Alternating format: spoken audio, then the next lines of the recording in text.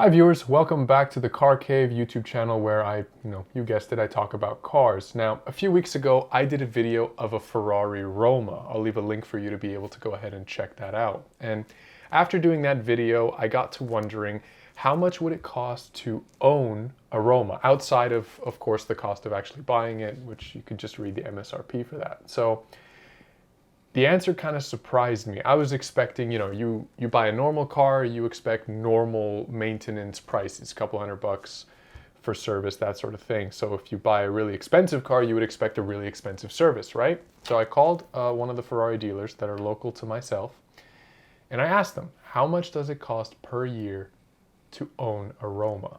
And the answer, which was again very surprising to me, is it costs nothing. It's completely free. Actually, every single Ferrari costs nothing for 7 years. So in 2012, Ferrari introduced a new system where all of the maintenance for all of their cars, with a few exceptions I'll talk about later, is completely free. So 7 years from the date the car is originally sold, you don't have to worry about maintenance whatsoever, with the exception of wear and tear, such as your brakes, tires, and of course, your gasoline. Now, I did say there were a couple of exceptions. Some of their more exclusive hypercars, like the LaFerrari and the Monza, they're not included in this program. So for those, you have to worry about maintenance. But if you're buying a car at that level, are you really worried about maintenance? Probably not. So the great thing about this maintenance program is it follows the car, not the owner. So if you buy it brand new, you've got 7 years. You don't have to worry about it. Tires, gas, that's all you've got to worry about. If you buy a used Ferrari, let's say you get one that's 2 years old, you still have 5 years of free maintenance. So we're in 2022 at the time of this video. So if we backtrack 7 years, you can buy a 2015 and you would still have maintenance until the end of this year, which is amazing. I mean, you don't have to worry about it.